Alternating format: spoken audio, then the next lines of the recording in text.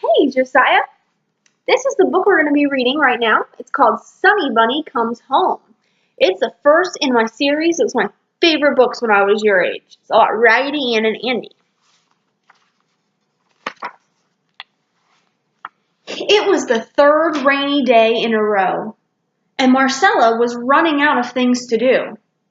She wandered into her playroom carrying the balloons her father had brought home for her. She placed a book on the window seat, then tucked the balloon strings under the book to keep them from floating to the ceiling. What a dreary day, sighed Marcella, wondering what to do next. She had already looked at all of her picture books and put together all of her puzzles. She was sure that her dolls were as tired of playing tea party as she was. She sat on the playroom floor and gazed up at the colorful balloons. Here we have Marcella in her playroom, and she's looking at the balloons. And over here's the dolls playing tea party. Suddenly, she remembered the attic. Marcella loved to look through the things her mother and father stored there. She ran up the stairs. "Oh my!" she exclaimed when she opened the attic door. "I don't know which box to open first."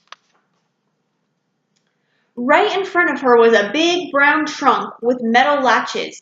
She lifted the lid. The trunk was full of clothes, lovely old-fashioned ones. Marcella couldn't believe that people had really worn the clothes that looked like these. She tried on one of the dresses. Then she tried on a pair of high-heeled shoes. Here she's trying on a fancy dress and shoes out of this trunk of clothes. Marcella admired herself in the mirror. She tried on hats and scarves and necklaces and bracelets. They all looked very funny to Marcella. Then she reached deeper into the trunk to see what she could find. Here's Marcella looking in the mirror. She's got all these fancy hats and scarves. All kinds of cool stuff. As Marcella poked around in the trunk, her hand touched something soft. She smiled when she saw what it was. It was a stuffed toy. "How did a cute little bunny like you get locked up in here?" she exclaimed. "Poor thing, I wonder how long you've been here." There's the bunny she found. She pulled it out of the trunk. At that moment, Marcella's mother called out, "It's time to go shopping, Marcella." Marcella quickly but carefully put away all the things she had taken out, all except the stuffed bunny. "You're coming with me," she said happily. "I know a much nicer place for you to live." As Marcella dashed downstairs, her mother said in surprise, "That's Sunny Bunny. He used to be mine when I was a little girl. I'm so glad you found him." "Sunny Bunny," repeated Marcella, smiling. "That's the perfect name for him. He's almost the color of sunshine." See, here comes Marcella down the steps with Sunny Bunny.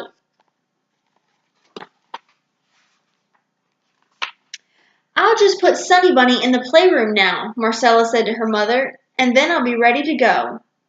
Marcella sat Sunny Bunny on the shelf next to Raggedy Ann and her other dolls. She gave him a little kiss and said, "Meet your new friends, little bunny. I think you are going to like your new home." As soon as Marcella's footsteps faded away, Raggedy Ann turned to him and said, "Sunny Bunny, can it really be you? Do you remember me?" "Of course I do, Raggedy Ann," he answered. "I remember all the wonderful times you and Raggedy Andy and I had together." Here's all of Marcella's dolls. We have the Raggedy Dog and the Policeman and Tin Soldier. And that's Babette. And the Camel with Wrinkly Knees. And Raggedy Andy and Raggedy Ann and Sunny Bunny.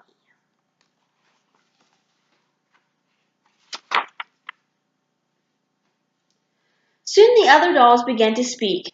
"Who is this rabbit?" asked Percy the policeman doll, who liked to get his facts straight. "Are you going to live here forever?" asked the camel with the wrinkled knees. He was very kind, but he always worried about changes in the playroom. "Where did you come from?"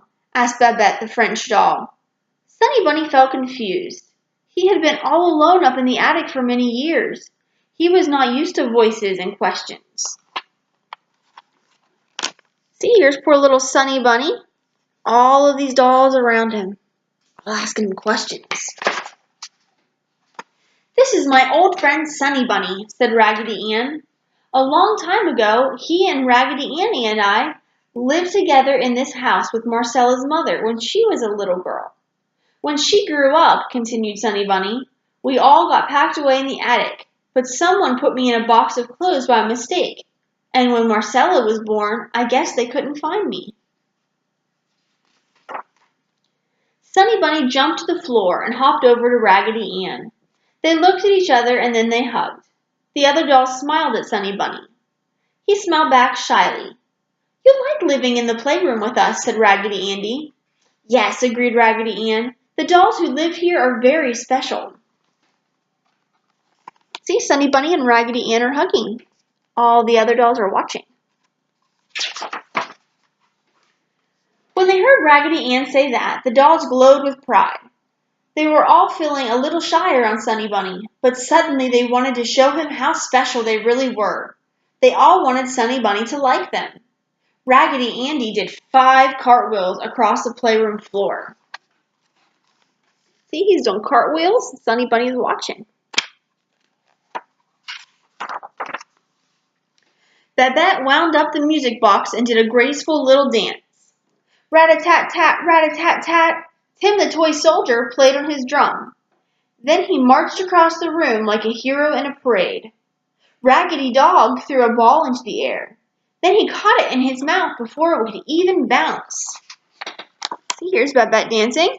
And Tim the soldier, he's tapping on his drum. And Raggedy Dog catching his ball. Sunny Bunny watched as the dolls performed. They certainly were special. Sunny Bunny tried to think of something that would make him special too, but he couldn't think of a thing. "How will I ever fit in here?" he thought. He was so sad that his floppy ears drooped all the way down until they touched the floor. "Don't worry, Sunny Bunny," whispered Raggedy Ann. "They're just showing off for you." All the dolls are doing all their special things around the room. Here's little Sunny Bunny, he's all sad. Raggedy Dog was trying to get Sunny Bunny's attention. He stood up on his hind legs and scooted past Sunny Bunny like a circus dog. Then he scrambled onto the window seat. He was about to jump down when he knocked over the book that had been holding down the balloons. "Oh no!" everyone cried as they watched the balloons float high above their head toward the ceiling. "We must put the balloons back before Marcella gets here." Here's Raggedy Dog up on the window seat. He knocked the book down. The balloons got away. "What will we do?" cried Babette in alarm. "I know," said Raggedy Andy. "Climb onto my shoulders," he said to Percy, then reach up and try to get the strings. Percy stretched and stretched, but the strings were still too high. Tim the toy soldier tried to climb on Percy's shoulders, but he didn't make it, and all 3 came tumbling to the floor. All of them here on the floor after they fell down.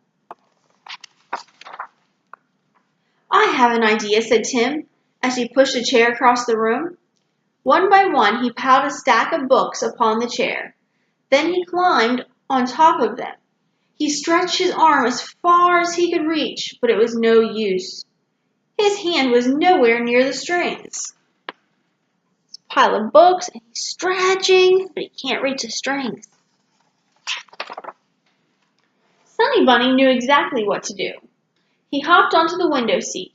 From there, he sprang to the roof of the dollhouse, and one more hop, and he was perched on the highest shelf in the playroom. "Nice move," said Tim. "He's got springs in his feet," exclaimed Raggedy Andy, his button eyes shining with excitement. The other dolls cheered. "Good going, Sunny Bunny," cried Percy. "You can do it." See, Sunny Bunny's up here on top of the highest shelf in the playroom, and all the dolls are down here watching. Balloons up here. Sunny Bunny stared at the balloons. He was almost there. He could see the strings dangling just above him. "One more hop," he said to himself. He crouched down on the shelf. His nose twitched and his legs quivered as he wriggled first one way and then the other. Now he was in position for his final takeoff. "This is it," he said bravely, and then giving a mighty push with his strong hind legs, he sailed off the shelf and out towards the strings. The dolls below held their breath. "There he goes. Is he going to reach the strings?" "He's got them!" cried Raggedy Andy as Sunny Bunny caught the strings in his teeth and floated down to the floor for a perfect landing. "Hooray!" they all cried. "Could you teach me how to hop high like that?" asked Raggedy Andy. "I could try," said Sunny Bunny. "It wouldn't work," laughed Raggedy Ann. "Hopping like that is one of the things that makes Sunny Bunny special." Sunny Bunny thought for a minute. Then his face lit up. "Raggedy Ann is right," he said to himself. "I guess I am special after all. I just know I'm going to like it here," he said out loud as he happily hopped from friend to friend. That's the end.